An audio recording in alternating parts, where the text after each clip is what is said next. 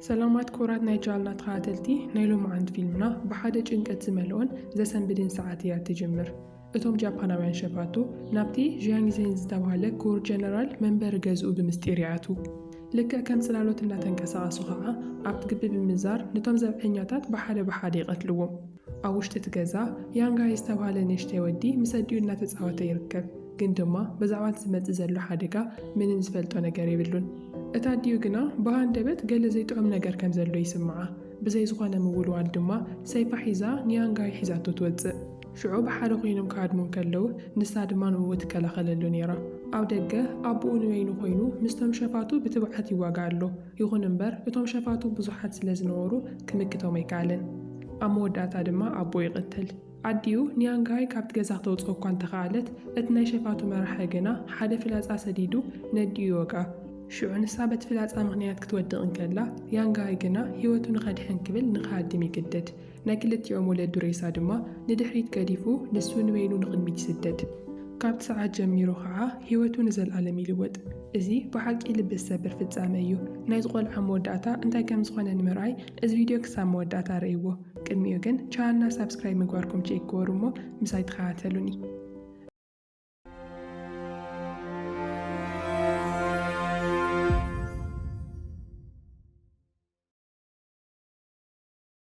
ድሕሪ ኣዋርሕ ያንጋሃይ ናብ ሓንቲ ርሕቕቲ ገጠር ይበፅሕ ነቶም ደቂ ዓዲ ድማ ያንሼዋ ዝተባሃለ ሰብኣይ ገዝኡ ኣበይ ከም ዝኾነ ይሓትት ካብ ቦታ ናብ ቦታ እናተመራርሐ ኣብ መወዳእታ ብሓደ ረጒድ ወዲ ትሕልዎ ገዛ ይበፅሕ መጀመርያ ናብ ውሽጢ ንኽኣቱ ከልኪሎም እዮም ነይሮም ግን ድማ ሓንቲ ዓይና ዘይትረጓል ናብ ውሽጢ ንኽኣቱ ትዕድሞ ያንጋይ ናብ ውሽጢ ምስ ኣተወ ኣቡኡ ካብ ገዝኡ ብሉፅ ቀስተኛ ተባሂሉ ዝፍለጥ ዝነበረ ናይ ያንሼዋ ትምህርቲ ናይ ቀስቲ ክመሃር ከም ዘረከበ ይገልጽ ነቶም ስድራ ቤቱ ዝቐተልሉ ሸፋቱ ሕንኡ ንምፍዳይ ድማ ነቲ ጥበብ ንክመልኮ ቆራፅ ኮይኑ እዩ ዘሎ ግን ድማ እቲ ዘሕዝን ኣጋጣሚ እታ ምርኣይ ዝተሳናጓል ኣቡኣ ቀዲሙ ከም ዝዓረፈ ብለውሃት ትነግሮ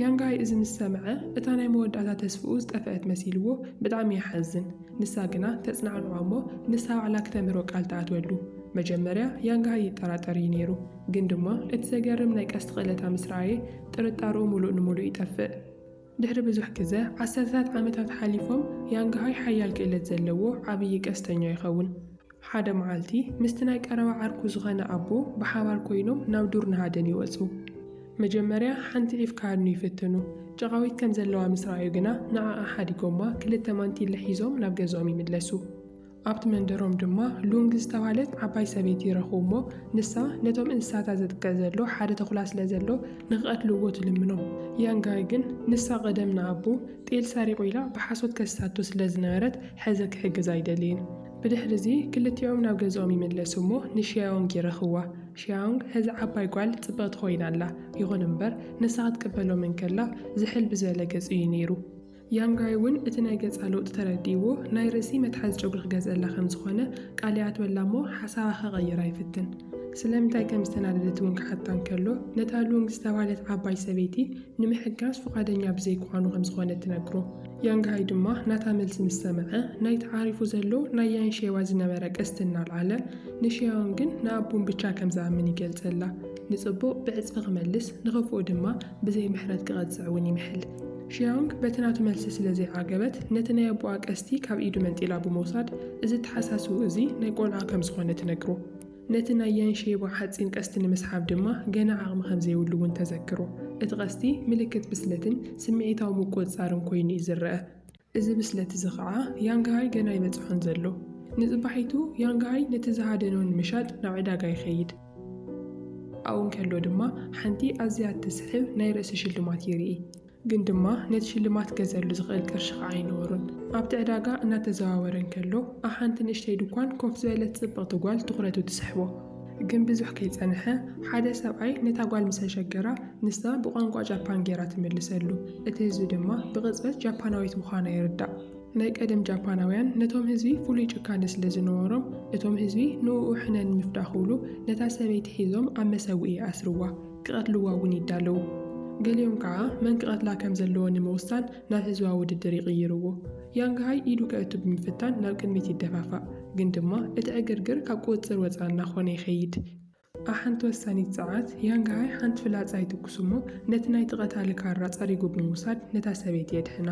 በዚ ገይሩ እውን ነቲ ቅትለት ኣብ ሰዓቱ ደው የብሎ። ድሕሪ ዝተወሰኑ ሰዓታት ብካፒቴን ቺ ዝምርሑ ሸፋቱ ይመጹ። እቶም ደቂ ዓዲ ብፍርሒ ፋሕፋሕ ይብሉ። እቶም ሸፋቱ ነታ ሰበይቲ የድሕንዋ። ሽዑ ኢና ኸዓ እታ ጓል መን ምዃና ንፈልጥ። ሽማ ጂንግሻንግ እንትኸውን ናይቲ መራሒ ሸፋቱ ዝኾነ ቾንግሩ ጓሉ እያ። ብድሕሪዚ ቺሁ ብዘይ ፍቓድ ተሓቢኣ ብምውፅኣ ኣቦኣ ተጨኒቑ ስለ ዘሎ ቀልጢፋ ናብ ገዛ ክትምለስ እናነገራ ይወስዳ። ያንጋሃይ ድማ ናብ ገዝኡ ተመሊሱ ምስ ሺያኦንግን ምስ ኣቡን ብሓደ ኮይኖም ምግቢ ይበልዑ። ኣብ ማዕድን ከለዉ ድማ ያንጋሃይ እተን ዓባይ ሰበይቲ ሉንግ እናበኸያ ከም ዝረአየን ይገልጽ። ኣቡ ድማ እቶም ሰብኣየን ብተኹላ ከም ዝተልዑን ብኡ ሓዚነን ከም ዝኾነን ይምልሰሉ።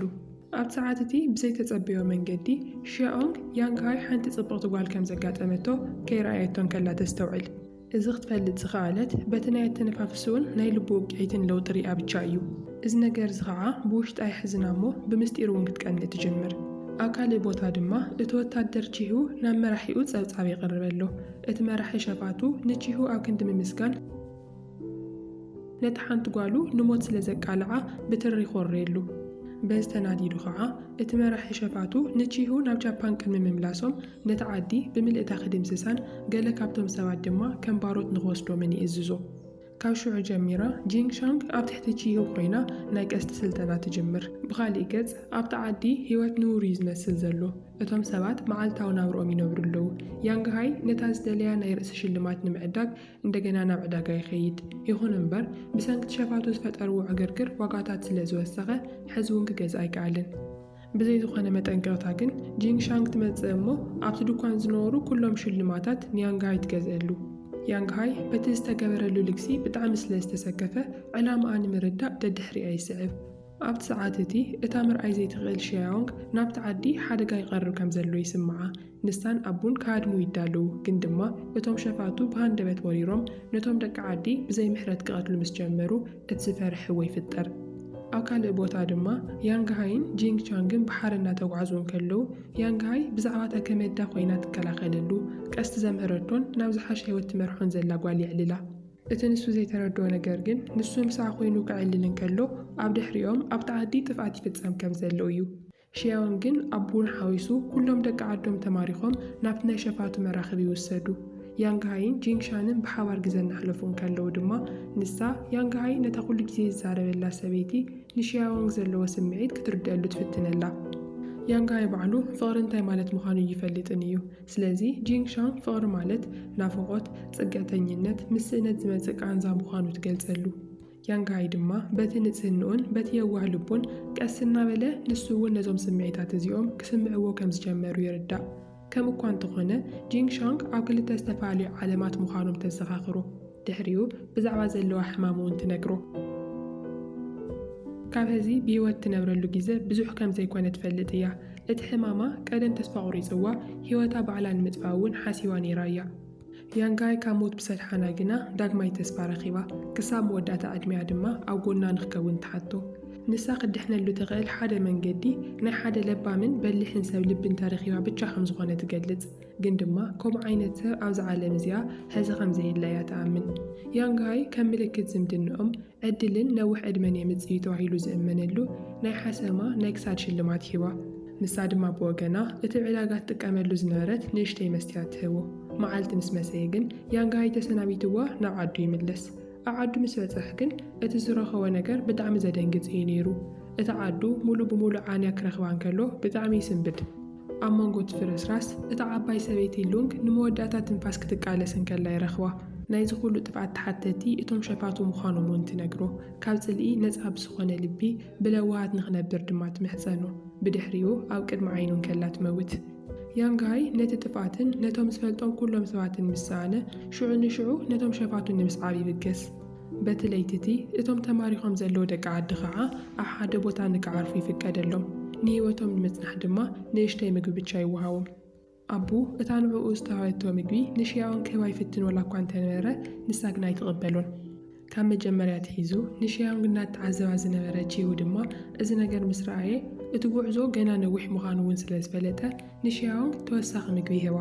ንጽባሒቱ ንግሆ እቲ ጉዕዞ ይቕጽል። ኣብ መንገዲ ቾንግሩ ዝተባሃለ ሓደ መላጥ ሽፍታ ናብ ዝበርዕ ዒፍ ብምውጋእ እቲ ናይ ቀስቲ ክእለቱ የርኢ። ቺሁ ድማ ክሰዓር ስለ ዘይደለየ ብሓንቲ ፍላጻ ክልተ ዒፍ ብሓደ ግዜ ይውድቕ። ሺያዎንግ ግን ኣብ ክንዲ ምድናቕ ፈዘዝ ዝበለ ፍሽኽታ ብቻ ተርእዮ። ቺሁ ነዚ ምስ ረኣየ ናብኣ ይቐርብ። ካብቲ ሰዓት ጀሚራ ሺያዎንግ ኣብቲ ናይ ቀስቲ ክእለቱ ዘለዎ ድኽመት ብፍላይ ድማ እቲ ዝጥቀመሉ ኩርናዕ ትነግሮ። ቺሁ ነዚ ምስ ሰምዐ ከም ዝተሰዓረ እውን ተሰሚዕዎ ሓደ ወረርትድ ይቐርብ። ሺያዎንግ ካብኡ ዝበለጸ እንድሕር ደኣ ሰሪሓ ንኹሎም እሱራት ነፃ ንኽሰዶም ቃል ይኣቲ። ሽዑ ሺያዎንግ በቲ ዘገርም ናይ ምስማዕ ክእለታ ተጠቒማ ብሓንቲ ፍላጻ 3 ዒፍ ብምውዳቕ ብቕዓታ ተመስክር። ቺሁ በዚ ብጣዕሚ ይድነቕ። ንዓኣ ዘለዎ ስምዒት እውን እናዓሞቐ ይኸይድ። ሺያዎንግ ሽዑ ንሽዑ እቲ ቃሉ ክሕሉን ነቶም እሱራት እውን ንክፈትሕን ተሓቶ።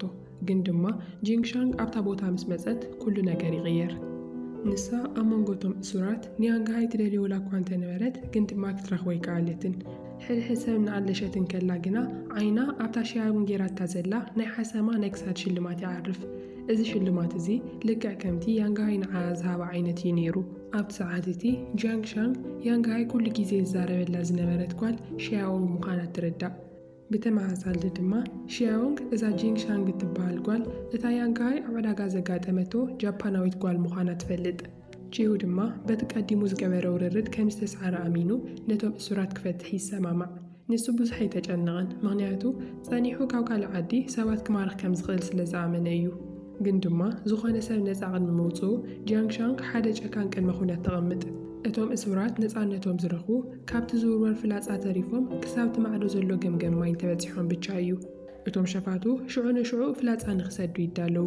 እቶም ሰባት ድማ ህይወቶም ንኸድሕኑ ክብሉ ይጎዩ። ግን ድማ ኩሎም በብሓደ ይወድቁ ኣለዉ።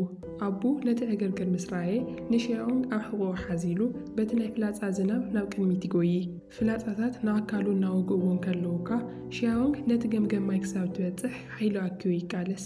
እቲ ዝኸፈለ ዋጋ ግን ኣዝዩ ከቢድ እዩ ነይሩ፣ ምክንያቱ ኣቡ ብሂወት ኣይተረፈን።